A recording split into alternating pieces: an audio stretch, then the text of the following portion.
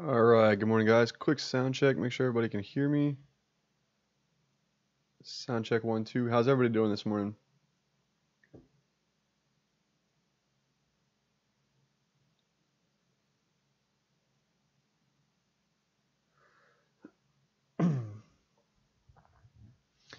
Good morning, good morning. 10-4. What's up, Michael? All right. Let's take a look at what we got going on today. So, we talk about this kind of each and every morning about forexfactory.com and kind of what's coming up here in the news. Again, today, really nothing. We got pending home sales at 10, but you can see that's in yellow here. Nat gas numbers coming out at 10:30, so if you do trade nat gas, ticker symbol /NG, then pay attention to that. Otherwise, I think it's a fairly light morning, fairly light day so far, just in terms of news announcements and overall volatility as well. So what I use to look at that here is just going to be the watch list that we take a look at each and every morning. And you can see, okay, we've got about a 20-point range so far in the overnight session here for the S&Ps, about a 50-point range or so there in the Nasdaq, about 12 points here in the Russell, and about 100, almost 200 points there in the 180 points there in the Dow. So again, this isn't the same crazy type of volatility that we saw, coming into, I want to say maybe it was Monday or Tuesday, where we had, a 100-point range already in the overnight session for the Nasdaq. But we do have some volatility that kind of came into the downside yesterday, and we're kind of hanging out pretty much unchanged across the board after trying to go a little bit higher and then also trying to go a little bit lower. So we'll take a look at those and kind of see what is going on here and where we're currently sitting at with the markets. And as always, if you guys have any symbols you want me to go ahead and take a look at, feel free to go ahead and punch those in. I'm going to cover the four main indices, gold and crude. We got a nice move down in both of those happening so far. And now going to be starting to look for entries into the gold move to the downside. So I want to start off here with the Nasdaq. I'm going to go ahead and clear this drawing set. Good morning, Esteban, new around here. Awesome, happy to have you. So yesterday we were kind of coming in with the idea that, or at least I was coming in with the idea that, okay, if we can kind of push up here towards 74.19 quarters and then rally from that point, it'll be good looking long opportunities. Now again, that didn't happen. We ended up selling off pretty hard there. That range on that hourly bar, second hourly bar there, about 88 points in the Nasdaq. So big drop there, followed by another range of 38 points the very next bar. So we had a really nice drop there, about 120 points in the Nasdaq, which is fairly decent size. And that begs the question today of, all right, are we back in this downtrend? Are we still going to rally from this point? What's kind of happening? What's shaking in here? So a couple things I want to kind of touch on here. Number one is we had a 73.08 support level that kind of came in from this down move. We tried to go lower here, rallied up. That was Monday. Tuesday we got a nice gap up, pulled back, and then Wednesday the idea is, okay, that was yesterday. We'll continue this rally. We've got a nice pullback. The market's trying to change direction here on the trend, and that just didn't end up happening. The one thing I do want to note here, when it comes to this down move, even though we sold off so hard and we were down beneath these 73.08 level, we came back and closed above that level on the hourly chart yesterday. So I'm sure there's going to be a lot of people that are like, oh, we're going lower. And again, right now, I don't necessarily know. We're in an indecision zone where we've got the hourly chart trying to go in a downtrend, tried to go in an uptrend on Tuesday, and then yesterday kind of went back and retested the bottom end of that range there of 7308 and managed to get closes above it. So for me, I'm going to play it really conservative today. I'm going to throw a couple levels on the chart that I'm going to be paying attention to, and then I'll cover what it is I'll be looking for there. So I got another level coming in here at 73.8875. Again, we talked about that level yesterday, and then also going to be using 73.3275. So it's pretty much right there at the closing print.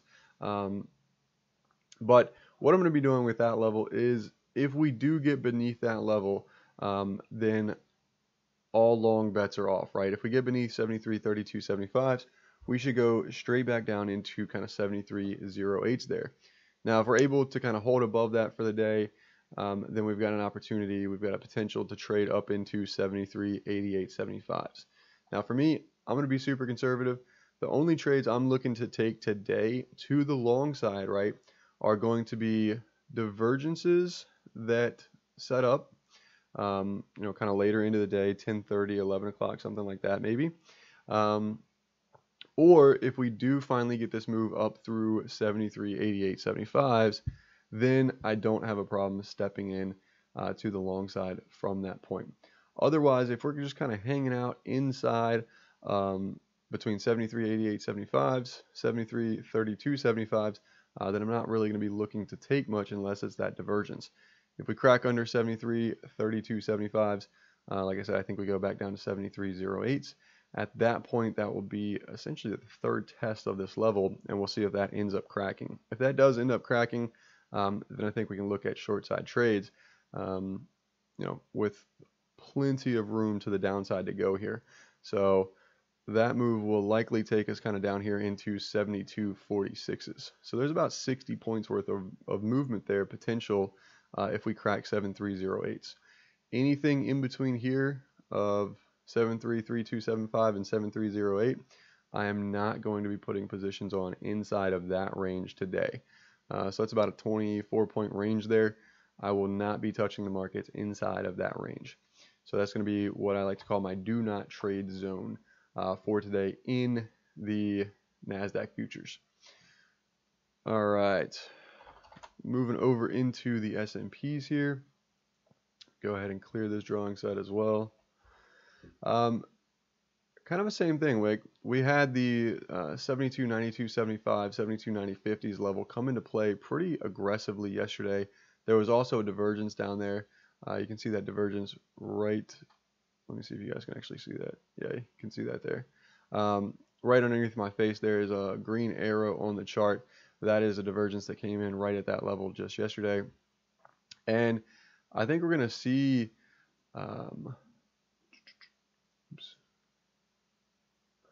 so I think we're going to see a little bit more strength here coming out of the S&Ps than I think we are the NASDAQ. But again, those levels still come into play at 2801.50. And then what I'm going to do for the S&Ps is it doesn't have the same type of structure here. I'm going to go with 2812.75 level needs to get above. And then from there we can trade 2826s and then back up to those 30 quarters that we were talking about that came into play pretty much to the tick just yesterday.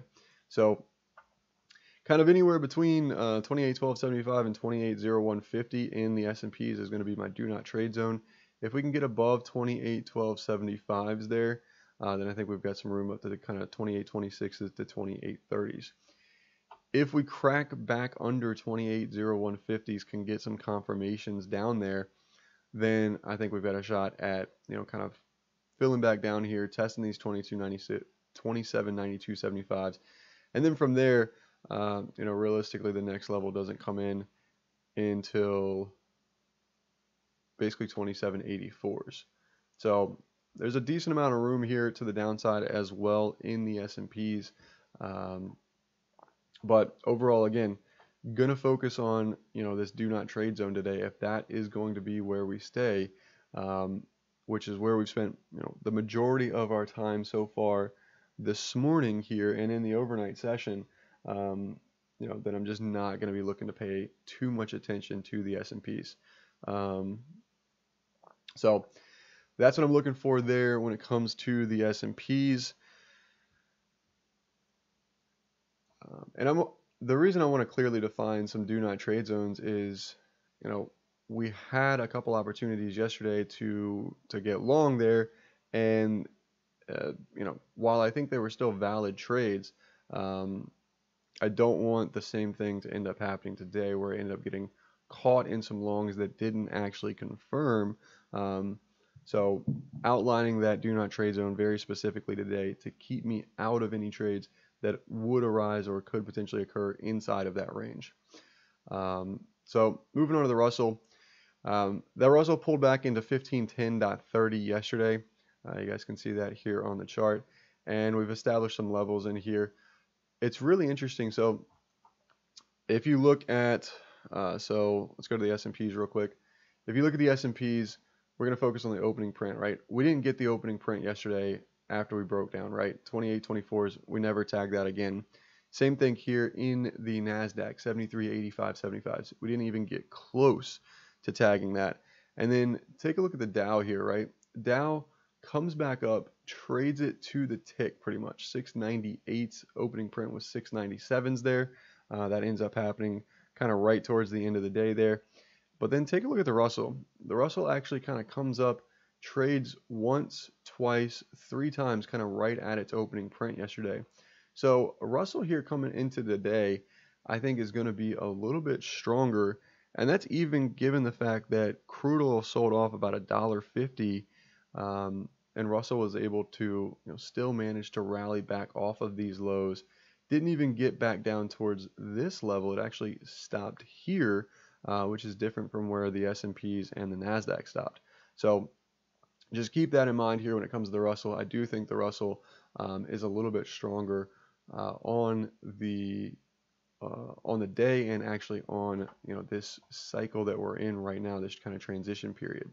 So my game plan for the Russell is to let it prove its strength and get back above 1535.40s. Right? We tagged that yesterday, pushed through by about 4 ticks there, and we need to just get above that level before we actually can start getting something going there. So really not going to be paying attention to the Russell unless it gets above this level. I'll focus on the S&Ps and the NASDAQ just because they have closer levels to where price is currently trading at the moment.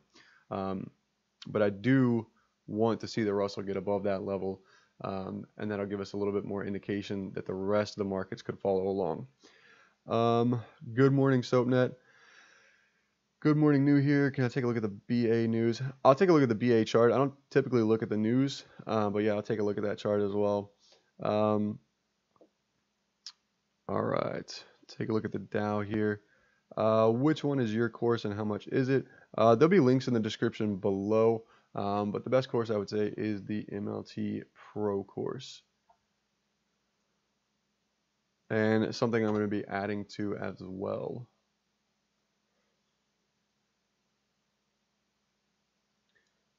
All right, so taking a look at the Dow here, currently trading 25,665, so kind of somewhere right in around here. You can see that's kind of where we paused at yesterday and kept topping out here on this rally up at 25,661s there. So again, same thing here with the Dow is if we get above 25,661s, then okay, we can kind of get up here to 25,734s. I'm not going to take long opportunities in the Dow until we're above 25,734s here. That would be, kind of where I would like to see us get to, and consider that to be the conservative and safe entry kind of into this market to the long side.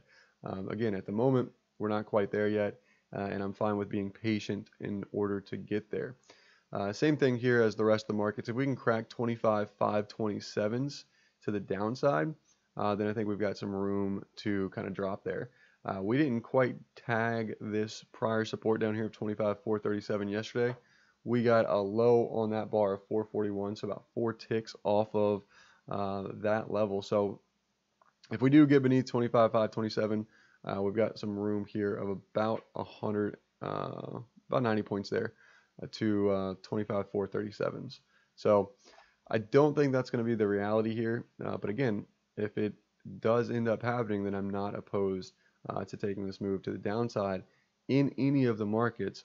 I just prefer the way that the structure is set up on the higher time frames, the dailies, the weeklies, to look and be patient for the long side opportunities here, because I think that's where the majority of the move is going to take place. So that's what I'm watching for there. Gold here just cracked under 1,300, so we're getting a nice move down. We were talking about this up on Monday, Tuesday, looking for gold to potentially roll over, and that is now actually happening. We've got a nice move to the downside. Gold's down about 17 points on the day here. and you can see that's a nice start to this, what I think is going to end up being a multi-day, potentially multi-week downtrend happening on the daily and weekly charts there in gold. So I'm going to pay attention to this. Today, I'm going to be looking for rally backs on hourly charts in order to find an entry into this from a swing perspective. I don't want to day trade this necessarily. I want to find a swing entry into this market because, like I said, I do think we've got some room here.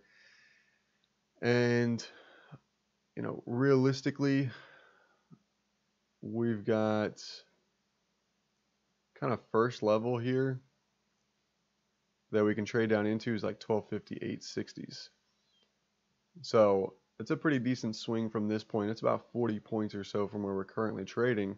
If we can get a nice entry into this, then I think it makes for a good gold swing trade to the downside. So that's what I'm going to be paying attention to from a swing perspective here.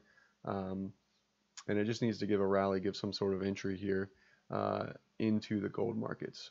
So far pegged this one pretty much right to the T this week, but just have not taken a position yet. There was no entries up in here for me, but again, it is starting to show this move, and it is starting to get that downside momentum that we want to see in order to establish those swing trades. And then moving over to crude oil here. So crude oil, we had these kind of 60-32 resistance up in here. We had 60-22s prior to that. And it's just getting kind of walloped here. Down about $1 today so far. And we've got some pretty decent development. Like, this is first test, second test of this kind of 60 level here. And I think we've got some more room to go. We've got kind of a gap down here. We've got a little bit of support coming in at like kind of 57.85s or so. And I can see us kind of trading down into that level today. If you are trading the crude oil markets, keep an eye on 58.50s there. It's kind of opening print and kind of pushed down through that so far. Another level you could pay attention to in here, I'm not going to day trade this, kind of 58.31s. So keep an eye on this. I think targets to the downside come in about 57.85s on this move. But again, if it's over 58.50s, then I wouldn't mess with it to the short side because it's got room to retrace pretty much all the way back here to 59.11s. And crude's a big contract, pretty whippy. AV75 is saying swing long gold from 98.40. Good luck. I mean, that's part of the markets, right? Is you're looking long, I'm looking short, and that's just what makes markets. I mean, I hope you're right. I hope you make money on it. Again, looking for something a little bit different, and that's what always ends up making the market and what makes it so much fun. All right, take a look here. Market's kind of popping a little bit there. All right, take a look at BA.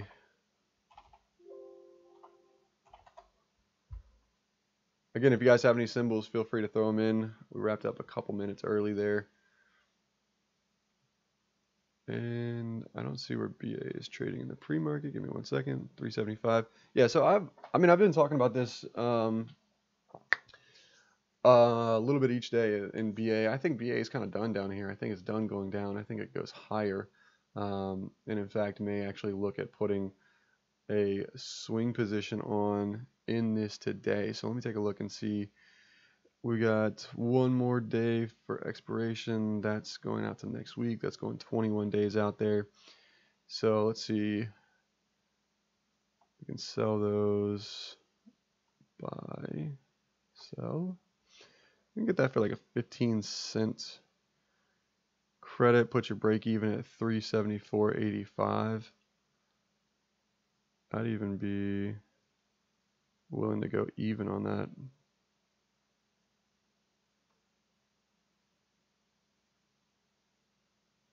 Puts the break even.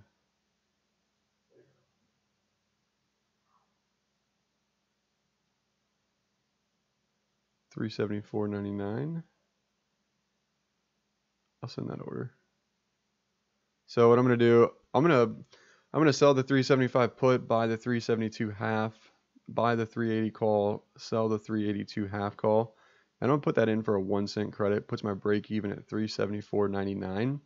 Those are for the monthly options that have 21 days to go, and I'm just gonna go ahead and have that order working there in the markets. Yeah, take a look at Nvidia. But yeah, for Boeing here, I like Boeing kind of up towards 381, and then I think it gets back to this $400 number as well. The daily pattern in there and kind of the way it's shaped up with those failure to go lowers, I really, really like. Nvidia here. So Esteban, what direction are you looking for in Nvidia? You looking long? You looking short here? I'll tell you right now, I don't have an opinion in Nvidia. It's got some room to the upside here if it can clear some resistance. But realistically, it's kind of in a no man's land at the moment. I think it needs to break and develop a little bit better pattern here. You know, realistically, it's gapping up a little bit today. Not really too surprised by that. To be honest with you, if you're looking to deploy some capital into a trade because you need a trade on or whatever the case is, then I would look at some other markets that have better patterns at the moment. Wait for this thing to kind of shake out, do whatever it's doing, and then look at Nvidia. I don't like to force, like, if you like certain symbols you like to trade or whatever, like, I know some people that just like to trade Apple. You know, don't try and force trades though. There's, what, 7,000 tickers out there you can look at, and one of them is going to have a pattern that you like.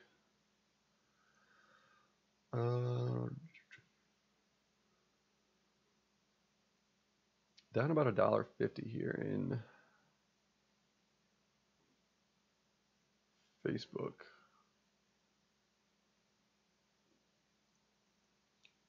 IB ranked 39% there. I'm conflicted on this one too.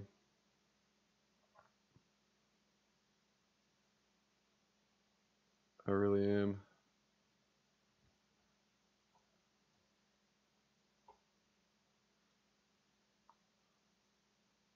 I honestly don't have a directional bias in this one. I mean, we've been in this range for like what looks like forever, basically 2 months. Yeah, I mean, Facebook's got money though. Like, okay, they get sued. Unless they get sued for like $100 billion and they lose it, then, you know, it's not going to be that big of a deal. Realistically, they'll end up settling and it'll end up being, you know, 20, 30, 40 million dollars maybe, who knows, whatever the case is. Again, I don't pay attention to the news. So the volatility is going to kind of crank on this a little bit at the open, but so the IV is going to kind of pump a little bit. So I think it's going to make puts a little bit more expensive in there. I would honestly, if you wanted to take a position in here, I would probably look to, I mean, at some point, right, this range most likely breaks. It's going to do one of two things. It's going to stay in this range for the next 21 days, or it's going to break one way or the other. So I would probably realistically look at some type of butterfly type strategy. Not necessarily a butterfly strategy, but a butterfly strategy in the sense of how Brian teaches it with Nadex, where you're looking for a move one direction or the other, and you don't necessarily care which direction that goes, right? Because you know, okay, if it breaks 170, if it breaks 160, we should get like a 10-point move either direction, and see if the numbers make sense with the options there and that the risk reward lines up. That would be kind of the only thing I would look to do here with Facebook, to be honest with you. Yeah, I mean,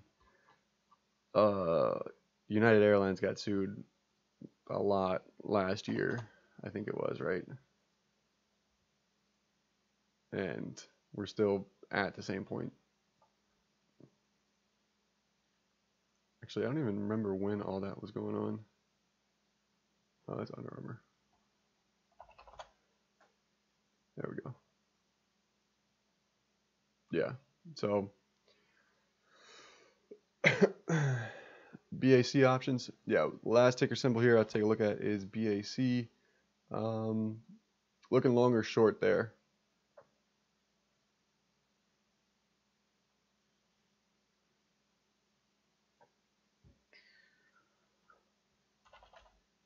BAC long or short. Looking at calls, looking at puts. Either way, they're cheap. Yeah, I mean that doesn't necessarily mean. I mean it's also it doesn't move a ton.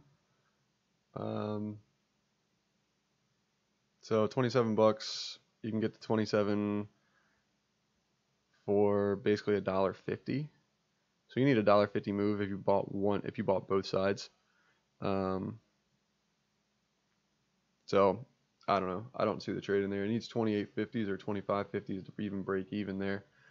So I don't necessarily consider them to be all that cheap or a good viable trade here at this point. But yeah, either way. All right, guys, that's what I got. Thanks for tuning in this morning. I will be back here in just a few minutes for those of you that are in the MLT Discord for the morning power hour. Thanks, Lou, for the 9:25 alert there. Anyways, if you guys are new around here, go ahead and make sure you click that subscribe button and the little bell. We go live each and every morning at 9 o'clock Eastern. Also, if you like this video, please go ahead and leave a thumbs up and a comment. If you have anything to say, hopefully it's nice things to say. If not, keep them to yourself. And I'll see you guys on the next video tomorrow.